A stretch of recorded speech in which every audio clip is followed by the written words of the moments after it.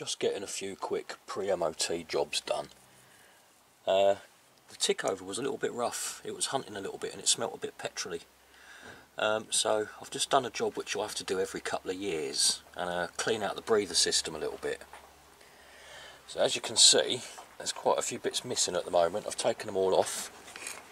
Now what I started off with doing was going over the intake here, taking off all of these little vacuum hoses and blasting them through with this stuff. Use it for all sorts. Carb cleaner spray. Here's another similar one. Carburetor cleaner. This car doesn't have carburetors, but it cleans anything like that, you know. So they've all been blasted out to make sure that they're clear. I've taken off the throttle body because that always gets gunked up. Every couple of years I have to take this off, blast it all out. Got some tiny little ports in there that get blocked. All that had to be dealt with. That's nice and clean now. Just need to make a new gasket for it before I put it back on. That's the last gasket I made, and it's still in one piece, so it'll be easy just to draw around. I can cut a new one out of that. But before that goes back on, I've got to get my starter motor back in place as well, because my starter motor was screeching. I know why. It's because I haven't got a splash pan on the bottom. I really should get round to putting that back on. It's letting all sorts of little bits of nastiness get into my starter motor. It's all nice and clean now. All good. There's the other half of it. So I'll put that back together. I might give it a little squirt of very, very light, maybe WD-40 or something before I put it back together.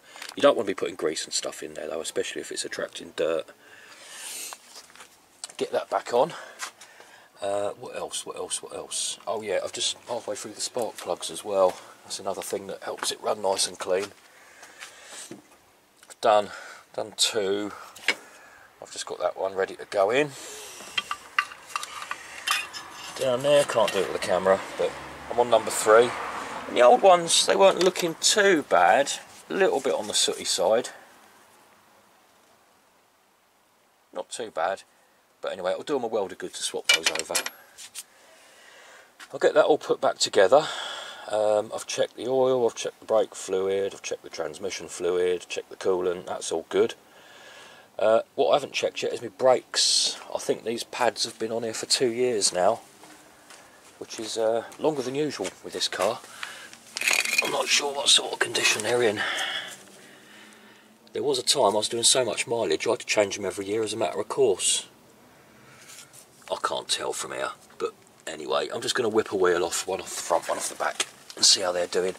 I'm going to need new tyres. That's one of the perils of these lovely Drive Anywhere winter tyres. They're very soft, and you do end up with this sort of thing. So they get replaced once a year.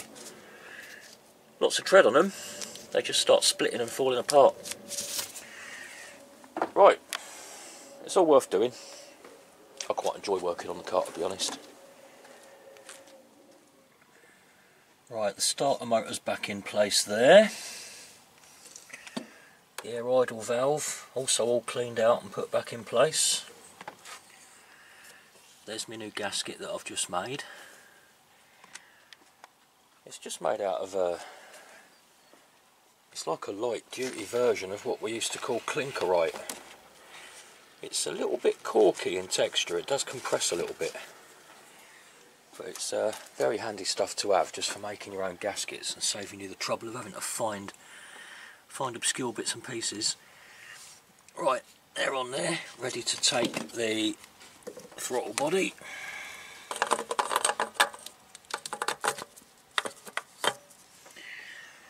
We're getting very nearly there.